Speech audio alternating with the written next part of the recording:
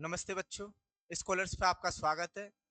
ठीक, आज हम लोग टेस्ट नंबर 814 का सॉल्यूशन करेंगे और मुझे लगता है आपके लिए काफ़ी बेनिफिशियल हो रहा होगा अगर आप इसके सॉल्यूशंस पर ध्यान दें कि किस तरीके से इसके क्वेश्चंस आ रहे हैं, क्या रेस्पॉन्स है बच्चों का। ठीक है, मुझे तो कमेंट में अभी तक कुछ मिला नहीं है जिससे कि मैं पता कर सकूं।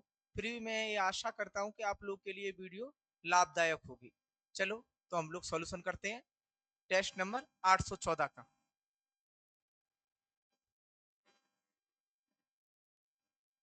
क्वेश्चन नंबर 26 देखो।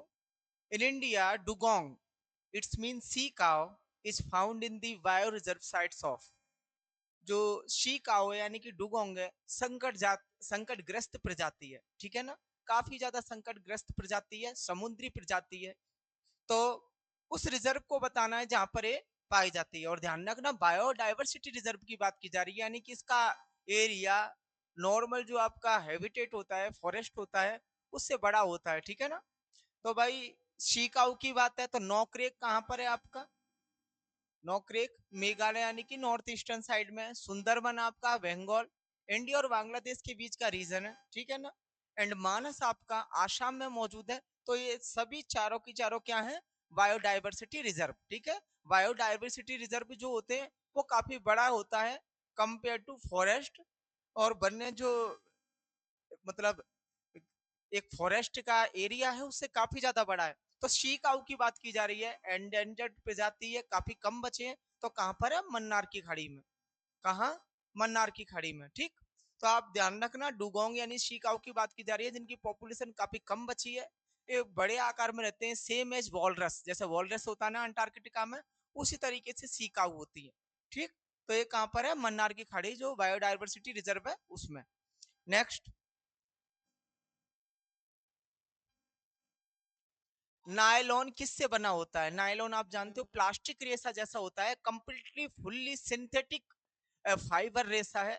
ठीक है। सिंथेटिक यानी कि कृत्रिम है, इसको इंसानों ने ही तैयार किया है। तो ये क्या होते हैं? ये पॉलीएमाइड्स होते हैं। क्या होते हैं? पॉलीएमाइड्स होते हैं, यानी कि आप इनको जोड़ोगे तो ये बनेगा। अब ये किस किस चीज में यूज होते हैं? अगर यूजेस की इनकी बात करोगे, यूजेस, तो इनसे रोप बनती है, रस्सी बनती है। ठीक है। पैराशूट बनते हैं। और पूर्णतः पूर्णतः कृत्रिम रेशा जिसे लैब में तैयार किया गया। ठीक है। यानी कि सिंथेटिक रेशा है, कंप्लीटली सिंथेटिक।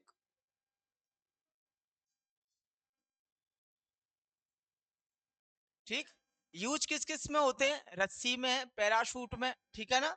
तो आप ये बता देना किसका है। अगर पॉलीएमाइड्स को आप जोड़ोगे तो आपको नायलॉन मिलेगा। ठीक।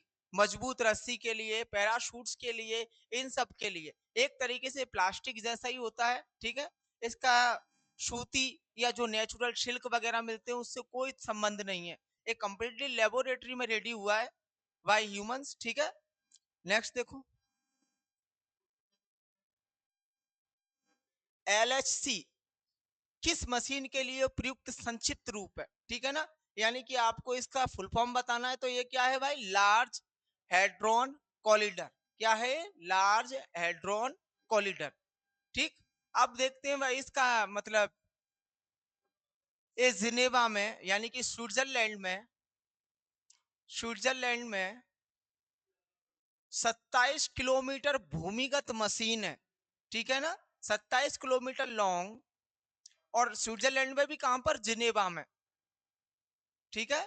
मशीन है जो कि क्या काम करती है? क्या काम करती है? अगर यूजेस की बात करोगे तो एसिलरेट करती है। किसको? एसिलरेटेड प्रोटोन को। ठीक है ना। प्रोटोन पार्टिकल को एसिलरेट करती है with its maximum speed, like light of speed, with with near light of speed. ठीक है ना। लाइट ऑफ स्पीड यानी कि प्रकाश की गति के बराबर लाइट ऑफ स्पीड।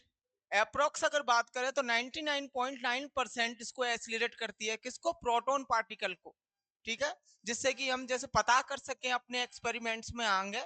तो ये क्या करता है? हैवी एसिलरेटर है, यानी कि त्वरक। हिंदी की बात करेगा तो क्या है? त्वरक है।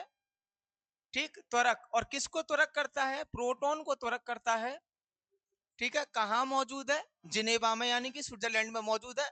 27 किलोमीटर लॉन्ग एक हैवी मशीन, तो इसका फुल फॉर्म क्या होगा? Large hadron collider.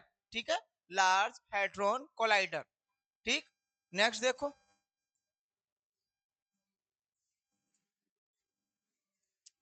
निम्नलिखित में से क्या न्यूनतम वेग से कांच में संचलन होता है? ठीक है, मतलब इसमें कलर आपको फाइंड करना है, जिसका जो वेलोसिटी होगा वो मिनिमम होगा, और मीडियम क्या होना चाहिए? कांच। यानी कि कांच से इन चारों कलर्स को आप गुजारो, यानी कि फ्लो कराओ, और तब देखो किसका जो स्पीड है या किसका वेलोसिटी है, स्पीड नहीं वेलोसिटी है, यानी कि वेग है वो न्यूनतम होगा। तो देखिए भाई, न्यूनतम वेग कांच में अगर कैलकुलेट करोगे तो जितना इसका तरंग दैर्ध्य होता है, यानी कि वेवलेंथ होती है, जितना ज्यादा होगा उतना ही तेज गति करेगा। ठीक है, उतना ही तेज उसका वेग होगा। जितना न्यूनतम होगा उतना ही धीमे गति करेगा, यानी कि उतना ही धीमा उसका वेग होगा। तो इनमें से किसका न्यूनतम क्या बोलते हैं, न्यूनतम तरंग दैर्ध्य होता है, वेवलेंथ होता है? तो भाई बैंगनी प्रकाश का होता है। ठीक है, तो क्या होगा आंसर? बैंगनी प्रकाश का। यानी कि तरंग दैर्ध्य, तरंग दैर्ध्य प्रोपोर्शनल टू वेग, यानी कि लैम्डा प्रोपोर्शनल टू वेलोसिटी। इन कलर केस में बात हो रही है, जितना ज्यादा, जितना ज्यादा वेवलेंथ यानी कि तरंग दैर्ध्य, उतना ज्यादा वेलोसिटी। जितना कम वेवलेंथ उतना कम वेलोसिटी। तो भाई वेवलेंथ किसका होता है? वायलेट कलर का ज्यादा होता है, यानी कि सॉरी, वायलेट का कम होता है जो वेवलेंथ है, तो उसका जो वेलोसिटी है वो भी कम होगा। ठीक है, यानी कि तरंग दैर्ध्य कम है तो उसका वेग भी कम होगा, तो क्या होगा? ए। और ज्यादा किसका होता है? लाल प्रकाश का। ठीक है, रेड का लेंथ जो वेवलेंथ है वो ज्यादा होता है, तो उसका वेग भी सबसे ज्यादा होगा। कहां पर? कांच में। ठीक, तो आपको ज्यादा और कम दोनों के बारे में पता कर सकते हो। बस क्या है, वेवलेंथ को देखोगे, वेवलेंथ यानी कि तरंग दैर्ध्य किसकी ज्यादा है किसकी कम है। बैंगनी की सबसे कम होती है तो इसका वेग भी न्यूनतम होगा। लाल प्रकाश की सबसे ज्यादा तरंग दैर्ध्य होती है, तो इसका जो जब ये गुजरेगा कांच से तो इसका वेग भी ज्यादा होगा। ठीक है, तो राइट आंसर क्या होगा? बैंगनी प्रकाश, यानी कि वायलेट लाइट। ठीक, तो ये लिखा भी हुआ है। आगे कोई क्वेश्चन आए तो इसकी मदद से उसको सॉल्व करें। नेक्स्ट, भारत में रेलवे तंत्र कब स्थापित किया गया? भाई भारत में रेलवे तंत्र कब स्थापित किया गया? लॉर्ड डलहौजी के टाइम पर। 1848 से लेकर 1856 तक आपके लॉर्ड डलहौजी बैठे थे। ठीक है ना, तो 1853 के दौरान उन्होंने भारत में रेल शुरू किया। तो इसमें सन क्या होगा? 1853। और जो फर्स्ट ट्रेन थी वो कहाँ थी? थाने से, थाने से मुंबई। ठीक है, कितना किलोमीटर लंबा था? 32 किलोमीटर उसका वो था। ठीक, और अगर बात करें थोड़ा, तो जो पोस्टल सर्किट शुरू हुआ था, पोस्टल इन इंडिया, ये भी लॉर्ड डलहौजी के टाइम पर शुरू हुआ था 1854 में। ठीक है, तो ये भी ध्यान रखना। जो डाकघर की बात करोगा या पहला तार जो भेजा था, तो वो किसमें? 1854 में, लॉर्ड डलहौजी के टाइम पर ही। लॉर्ड डलहौजी लिख दे रहा हूं मैं। कितना इनका कार्यकाल था? 1848 टू 56। ठीक है, इनके बाद कौन बैठे? लॉर्ड कैनिंग, जिनके टाइम पर 1857 की क्रांति हुई। तो आप इसको बतला देना, थाने से मुंबई या मुंबई टू ठाणे। ठीक है ना, 32 किलोमीटर का चलाया था। और डाक विभाग की भी इन्होंने व्यवस्था की थी, कलकत्ता से आगरा सबसे पहले। यहाँ ट्रेन की बात की गई है सबसे पहले। और अगर विश्व में बात की जाए तो विश्व में कहाँ शुरू हुआ? विश्व में ट्रेन या रेलवे, इसकी बात करोगे तो कहां की बताओगे? 1825। और ये कहां हुआ था? ब्रिटेन के अंदर। और ब्रिटेन के अंदर भी कहां चलाई गई थी? Liverpool to, Liverpool to Manchester. ठीक है, मैनचेस्टर, इसमें चलाई गई थी। तो ये विश्व का है। बाकी का यहाँ पर भारतीय पूछा था 1853 में। मुंबई टू ठाणे। ठीक है, मुंबई टू ठाणे या ठाणे टू मुंबई, दोनों का। मुंबई टू ठाणे कितना लेंथ था? 32 किलोमीटर। ठीक, तो ये आप बता सकते हो। लॉर्ड डलहौजी के उन महत्वपूर्ण कामों में से एक है जिसने भारत की प्रणाली में, यानी कि जो लाइफ लाइन है उसमें एक नया विकास का क्रम जोड़ा। नेक्स्ट, निम्नलिखित में से कौन सा स्मारक सबसे पुराना है? Which of the following monuments is the oldest? ठीक है ना, आपको मॉन्यूमेंट्स के बारे में बताना है। तो भाई देखो, कुतुब मीनार देखोगे तो किसने शुरुआत कराया था? कुतुबुद्दीन ऐबक ने। कुतुबुद्दीन ऐबक क्या था? गुलाम, सॉरी, मोहम्मद गौरी का गुलाम था, ठीक है ना, और 1206 में भारत पर शासन करने के लिए बैठा। तो 1206 से इसका मान सकते हो जो कुतुब मीनार है। तो देखिए, टाइम लिख लेते हैं, 1206 से स्टार्ट एक तरीके से। अब बात करते हैं खजुराहो की। खजुराहो एमपी में मौजूद है, काफी एंशियंट इसमें, मतलब इसका जो मॉन्यूमेंट है एंशियंट पुराना मॉन्यूमेंट है। किसने बनाया था? चंदेलों ने। टाइम क्या था इसका? इसके टाइम की बात करोगे तो 950 से 1050 ईस्वी तक। अब बात करते हैं अजंता की गुफाएं। तो इनका निर्माण दूसरी शताब्दी से सेकंड शताब्दी से 4 शताब्दी तक, ठीक है, किसने करवाया? सातवाहन वंश जो है, ठीक है, एवं बाका टाका वंश द्वारा, ठीक है। कई सारी गुफाओं का ये संयोजन है। इसमें बुद्धिस्ट का काफी अच्छा चित्रण किया गया है।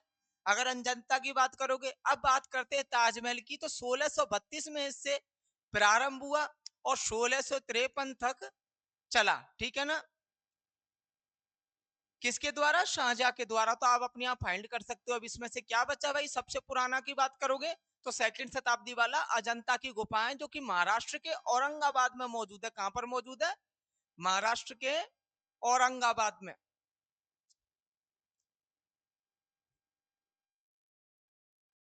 ठीक है, तो सबसे पुराना कौन सा हुआ? अजंता की गुफाएं। नेक्स्ट, गोवा के महत्वपूर्ण किले को बहमनियों से छीनने वाला प्रथम विजयनगर शासक कौन था? तो भाई हरिहर सेकंड। कौन था? हरिहर सेकंड, जिसका कार्यकाल कहां तक था? 1377 से 1407 तक। इसने बहमनियों से गोवा छीन लिया था, ठीक है, गोवा छीन लिया था इसने।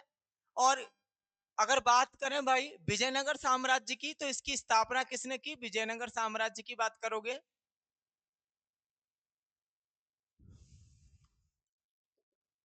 हरिहर एवं हरिहर एवं बुक्का ने, ठीक है ना। किस टाइम पर की थी? 1336 के आसपास, ठीक, ये इन्होंने किया था। और इन्हीं की पीढ़ी थी हरिहर सेकंड, जिसने गोवा से बहमनियों, क्योंकि बहमनी एकमात्र अकेला मुस्लिम शासन था दक्कन के अंदर, जिसको हसन गंगू यानी कि अहमद शाह ने बसाया था, ठीक है। तो यहाँ पर पूछा था बहमनियों से छीनने वाला। और जो विजयनगर साम्राज्य था, ये क्या था? हिंदू साम्राज्य। हिंदू साम्राज्य, ठीक। बहमनी क्या था? मुस्लिम दक्कन साम्राज्य। इन दोनों में जब तक युद्ध चलता गया, जब तक 1565 में तली कोटा का युद्ध ना हुआ, ठीक है। तो ध्यान रखना, कौन था? किसने छीना? अरियर सेकंड ने। नेक्स्ट, उच्च न्यायालय का न्यायाधीश बनने के लिए कम से कम कितने वर्ष की उच्च न्यायालय के अधिवक्ता के रूप में वकालत का अनुभव होना चाहिए? टू बिकम ए जज of the high court one must be a practising advocate of the high court for at least, ठीक है, कम से कम कितने सालों से काम करना चाहिए जिससे कि वो उच्च न्यायालय का न्यायाधीश बन सके? तो उसे कम से कम 10 वर्ष तक काम करना चाहिए, ठीक है। अनुच्छेद अनुच्छेद 217 इसी से संबंधित है कि जो भी हाई कोर्ट का यानी कि उच्च न्यायालय का न्यायाधीश बनेगा, वो कम से कम उच्च न्यायालय में 10 वर्ष तक अधिवक्ता यानी कि एडवोकेट के रूप में काम करना चाहिए, फिर वो उच्च न्यायालय के न्यायाधीश बनने के योग्य होगा। और ये किसमें विदित है, यानी कि किसमें लिखा गया है? अनुच्छेद 217 में। तो क्या आंसर होगा? ऑप्शन सी, 10 years, ठीक। नेक्स्ट देखो, the phenomenon which causes mirage is, यानी कि मृग मरीचिका बनने वाली प्रघटना को क्या कहते हैं? पूर्ण आंतरिक परावर्तन, टोटल इंटरनल रिफ्लेक्शन, ठीक है। उसके कारण जैसे कि आप जब रोड पर जाते हो तो आपको जैसे तेज धूप पड़ रही है, ठीक है ना, उस दौरान आपको ऐसा लगता है कि रोड पर पानी फैला हुआ है। इसी को क्या बोलते हैं? मृग मरीचिका। और आप अगर बात करोगे रेगिस्तान की, तो रेगिस्तान में ही ऐसा होता है, एक धोखा टाइप में होता है। और ये किसके कारण होता है? प्रकाश के पूर्ण आंतरिक परावर्तन के कारण। अब देखो पूर्ण आंतरिक परावर्तन पे कई सारे चीजें हैं, जैसे कि पूर्ण आंतरिक परावर्तन की बात करोगे तो आपका मृग मरीचिका तो बनता ही बनता है, मृग मरीचिका तो बनता ही बनता है, साथ में एवं हीरे का चमकना, जो हीरा चमकता है वो भी पूर्ण आंतरिक परावर्तन के कारण ही चमकता है, ठीक है। तो ये देख लेना पूर्ण आंतरिक परावर्तन का कारण ही ये दोनों चीजें होती हैं, जैसे कि हीरे का चमकना और मृग मरीचिका बनना यानी कि धोखा बनना, ठीक है। रोड पर पानी दिखना, रेगिस्तान में पानी जैसा दिखना, लेकिन पास जाने पर ऐसा कुछ नहीं होता। तो किस कारण होता है? प्रकाश के पूर्ण आंतरिक परावर्तन के कारण। नेक्स्ट, संविधान के किस संशोधन द्वारा मतदान की आयु 21 से 18 कर दी गई, ठीक है। तो वो कौन सा था? 61वें संशोधन द्वारा, जो कि राजीव गांधी सरकार के दौरान आया था 1885 से क्या बोलते हैं 1890 तक। और टाइम क्या था इसका? टाइम की बात करोगे जिस टाइम पे पारित हुआ 1989 में, ठीक है। तो इसके अनुसार ये जो संशोधन था इसके अनुसार मतदान की उम्र कितना कर दिया गया? 21 से 18। और उस टाइम पर सरकार किसकी थी? राजीव गांधी की, ठीक है। उसके 2 साल बाद उनकी हत्या कर दी जाती है, ठीक। तो आप बतला देना। नेक्स्ट देखो, atoms emit the same number of protons with different neutron numbers, यानी कि क्या बोलते हैं, प्रोटॉन की समान संख्या किंतु न्यूट्रॉन की भिन्न भिन्न संख्या वाले परमाणुओं के क्या कहते हैं भाई? समस्थानिक, यानी कि आइसोटॉप्स बोला जाता है, आइसोटॉप्स, ठीक है, इसको बोला जाता है। और अगर उदाहरण की बात करोगे तो क्या आएगा इसमें? उदाहरण की बात करोगे तो कार्बन का उदाहरण ले लो, C612 एंड C614, ठीक है। तो देखो इसमें जो 6 और 6 यानी कि जो पर प्रोटॉन की संख्या है यानी कि, ठीक है, वो तो सेम है बट इसका द्रव्यमान संख्या डिफरेंट है। और आप इससे न्यूट्रॉन की वैल्यू कैलकुलेट कर सकते हो। और देखो भाई, और एग्जाम्पल में क्या है? 1H1, 1H2, 1H3, ठीक है। तो देखो तीनों का देखो जो गिवन है 1 सेम, यानी कि सेम प्रोटॉन नंबर। इसमें देखो दोनों में सेम प्रोटॉन कितना है? 6, इसमें कितना है? 1। तो आप बता सकते हो। एक होता है समभारिक, ठीक है, उसमें क्या होता है जो परमाणु भार है वो तो सेम है लेकिन परमाणु क्रमांक अलग अलग होता है, उसको बोलते हैं समभारिक, ठीक है। तो यहाँ पर क्या बोला गया था कि प्रोटॉन की संख्या तो सेम है बट न्यूट्रॉन का नंबर डिफरेंट है, so these are called isotopes यानी कि समस्थानिक, ठीक है।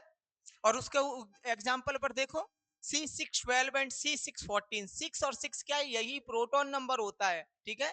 तो जो प्रोटो परमाणु क्रमांक बराबर किसका होता है? प्रोटॉन नंबर के, ठीक है। परमाणु क्रमांक, परमाणु क्रमांक इक्वल्स टू प्रोटॉन संख्या इक्वल्स टू इलेक्ट्रॉन संख्या। तो परमाणु क्रमांक कितना है इसका? 6 6। इसमें क्या है? 1 1 1, जो एग्जाम्पल मैंने दिए हैं। तो परमाणु क्रमांक के बराबर क्या होता है? प्रोटॉन संख्या के प्रोटॉन संख्या सेम है, तो भाई क्या होगा आपका? आइसोटॉप, ठीक है। नेक्स्ट चलो,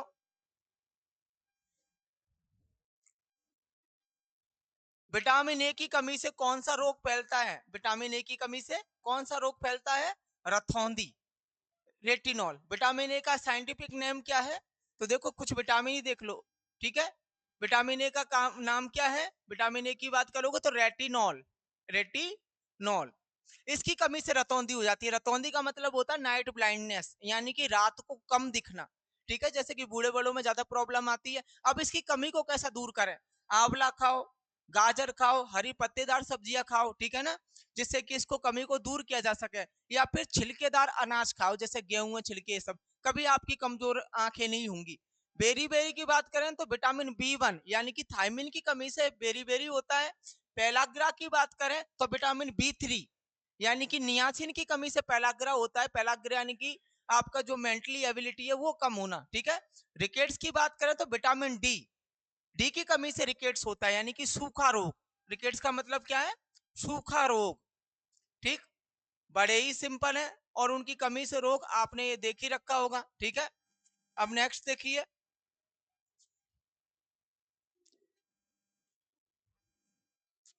भागीरथी और अलकनंदा गंगा में कहां पर मिलती है?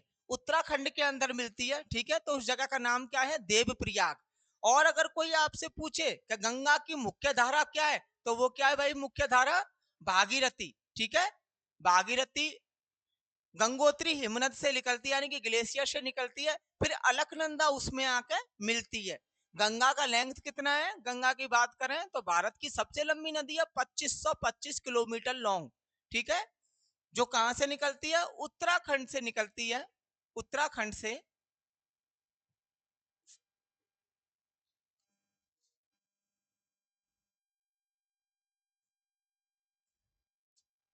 गंगोत्री से निकलती है। ये सब केवल भागीरथी, अलकनंदा और फिर में इसमें और रिवर्स ऐड होती हैं। इसके बाद ये उत्तर प्रदेश में जाती है, वहां इसमें यमुना ऐड होती है इलाहाबाद में। ठीक है, तो उसके बाद इस तरीके से इसका लंबाई बढ़ता ही जाता है, यानी कि ये संयुक्त धारा है, एक पर्टिकुलर रिवर नहीं है। ये क्या है? भागीरथी और अलकनंदा, यानी कि भागीरथी में जितनी भी रिवर्स मिलती जाएंगी वो ही संयुक्त रूप से क्या कहलाती है? गंगा। ठीक है, तो ये कितना लंबा है? 2525 किलोमीटर, सबसे लंबी नदी है भारत की, ध्यान रखना, जो भारत में ही मौजूद है और भारत से निकलती है। ठीक है, मुख्य धारा की बात करोगे तो क्या है? भागीरथी। नेक्स्ट, पूंजीवाद के अंतर्गत विकास प्रक्रिया को सर्जक विनाश के रूप में किसने वर्णित किया है? तो क्या बोलोगे? स्क्यूम पीटर। ठीक है, स्क्यूम पीटर ने, जो कि ऑस्ट्रियन, यानी कि ऑस्ट्रियन इकोनॉमिस्ट थे, ऑस्ट्रियन इकोनॉमिस्ट। ठीक है, कार्ल मार्क्स की बुक से इन्होंने इसको डिफाइन किया था और बोला था कि ये सर्जक विनाश है, यानी कि क्रिएटिव डिस्ट्रक्शन है। ठीक है, तो क्या नाम होगा? शुम्पीटर, यानी कि स्कूम्पीटर। ठीक है, ऑस्ट्रियन इकोनॉमिस्ट, ऑस्ट्रिया के अर्थव्यवस्था देखने वाले। ठीक है, नेक्स्ट, एजरा कप का संबंध किस खेल से? भाई, एजरा कप का संबंध पोलो से है। ठीक है, भारत का जो कलकत्ता पोलो क्लब है उसने 1880 में सबसे पहले इसको इजाद किया था। ठीक है, एजरा कप कहाँ है? भारत पोलो क्लब, भारत पोलो क्लब द्वारा। तो पोलो, पोलो से संबंधित है, पोलो क्लब द्वारा सबसे पहले कहाँ खेला गया? 1880 में, कलकत्ता में। कहां पर? कलकत्ता में। ठीक, तो आपको इसके बारे में पूरा पता होना चाहिए कि एजरा कप किससे रिलेटेड है? पोलो से रिलेटेड है। और कब फर्स्ट टाइम खेला गया था? कलकत्ता पोलो क्लब द्वारा। ठीक है, 1880 में। नेक्स्ट, किस प्रसिद्ध मैसेजिंग सेवा ने भारत में एंड्रॉइड एंड आईओएस दोनों ऑपरेटिंग सिस्टम पर अपनी भुगतान सुविधा प्रारंभ कर दी है? तो भाई वो क्या है? व्हाट्सएप। यानी कि आप व्हाट्सएप पे अब जो मैसेजिंग, यानी कि टेक्स्ट मैसेज करने के साथ, वीडियो कॉल करने के साथ में आप यूपीआई का भी इस्तेमाल कर सकते हो, यानी कि किसी को पैसा भेजना या मंगा भी सकते हो। तो किसने स्टार्ट किया है भारत में?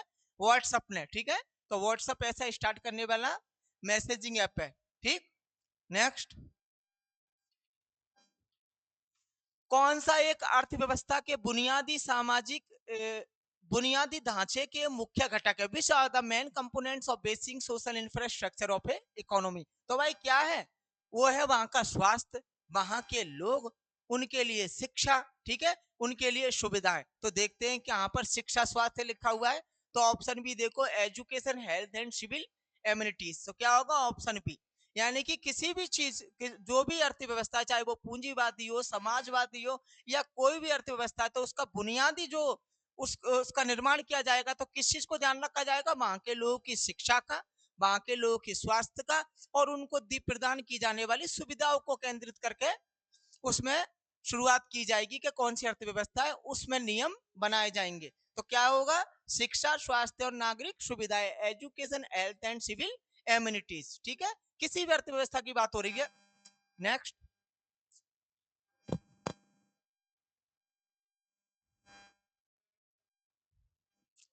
किसे कार्बोलिक एसिड के रूप में जाना जाता है? तो भाई किसे जाना जाता है? बहुत कॉमन है, काफी तेज स्मेल होती है इसकी। तो भाई क्या है? फिनॉल। क्या है ये? फिनॉल को जाना जाता है। ठीक है ना, कार्बोलिक एसिड के रूप में। नेक्स्ट, सिरका के बारे में सभी जानते हैं, अचार में यूज होता है, CH3COOH।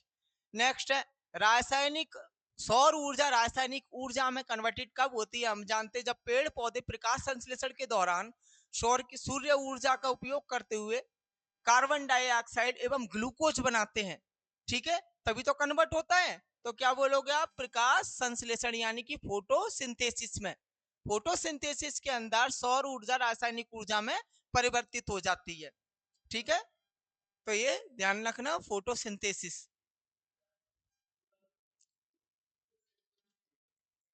नेक्स्ट, आलू एक है। क्या है आलू भाई? आलू जड़ नहीं है, आलू एक तना है। क्या है? आलू तना है। और बात करें ऐसे तने कौन कौन से हैं जो तने के रूप में आलू की तरह, तो भाई आपका अदरक, अदरक भी तना है, ठीक है, जड़ नहीं है। क्या है? तना। क्या बोलते हैं इसको? तना है आलू, ये अदरक जो है। और प्याज भी आपका तना का ही एग्जाम्पल है, ध्यान रखना, जड़ नहीं बोलते अगर वो जमीन के अंदर है, ठीक है। वो क्या है? तना। जैसे पेड़ के तने होते हैं ना, उसी तरीके से इस पौधे के तने हैं, ठीक है। जबकि शकरकंद जड़ है। शकरकंद क्या है? शकरकंद की बात करोगे तो आप, यानी कि शुगर पोटैटो की बात करोगे तो वो क्या है? शकरकंद आपका जड़ है, ठीक है। तो अदरक, प्याज और आलू किसका एग्जाम्पल है? तने का, ठीक।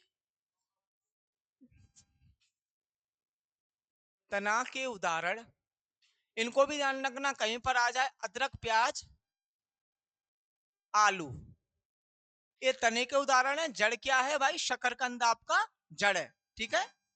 नेक्स्ट, महिला वर्ग में नवंबर 2024 के लिए ICC player of the month किसे सिलेक्ट किया गया भाई? इंग्लैंड की डैनी व्हाइट हॉज को, ठीक है। कहां की है ये? इंग्लैंड की। और नवंबर 2024 में मेंस प्लेयर ऑफ मंथ किसको चुना गया है? नवंबर 2024 men's player of the month किसे सिलेक्ट किया गया है?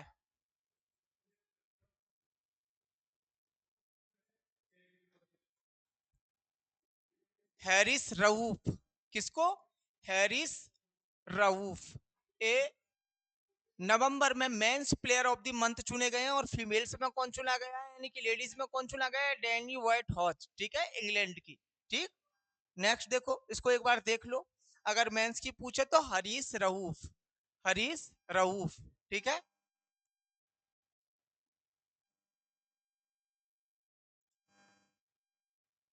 नरसंहार के अपराध के पीड़ितों की स्मृति और सम्मान का अंतरराष्ट्रीय दिवस कब मनाया जाता है भाई? तो ये कहां से स्टार्ट हुआ था? अमेरिका में इस सम्मान को, यानी कि इस दिन को सेलिब्रेट किया जाता है। तो वो कौन सा डेट था? 9 दिसंबर, ठीक है। मुख्य दिवस है, अंतरराष्ट्रीय दिवस है। टफ है बट फिर भी आपको याद रखने पड़ेंगे, ठीक है। भारत ने फाइनल में किस टीम को हराकर 11वां पुरुष हॉकी जूनियर एशिया कप 2024 जीता? तो भाई कौन सा देश था वो? पाकिस्तान को हराकर जीता था। करंट का क्वेश्चन है, किस देश को हराकर जीता भारत ने? पाकिस्तान को। ये मैच कहां हुआ था? मस्कट, ओमान में, ठीक है। तो ये भी ध्यान रखना, किसको हराया भारत ने? पाकिस्तान को। नर्स मारिया विक्टोरिया जुआन को Aster Guardian Global Nursing Award से सम्मानित किया गया। तो भाई ये कौन थी? फिलीपाइंस। क्वेश्चन रिपीट है, पहले भी ऐसा हो चुका है, ठीक है। तो फिलीपाइंस की जो नर्स थी, उनको सैन्य बलों में अभूतपूर्व सेवा एवं कोविड के दौरान 5,000 से ज्यादा लोगों को रेस्क्यू करने के कारण जो नर्स मारिया विक्टोरिया जुआन को एस्टर गॉर्जियन ग्लोबल नर्सिंग अवार्ड से सम्मानित किया गया। तो वो कहां की महिला है? फिलीपाइंस की है, ठीक है।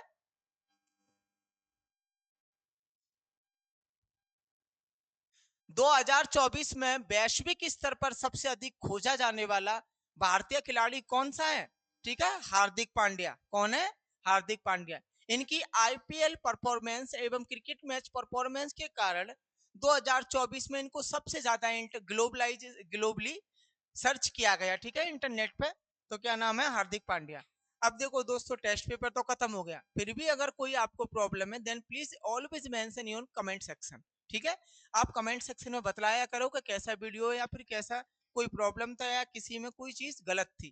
क्योंकि आप देखोगे नहीं तो आपको पता कैसे चलेगा, तो please watch this video and always mention in comment section. ठीक है? Thank you so much to all of you.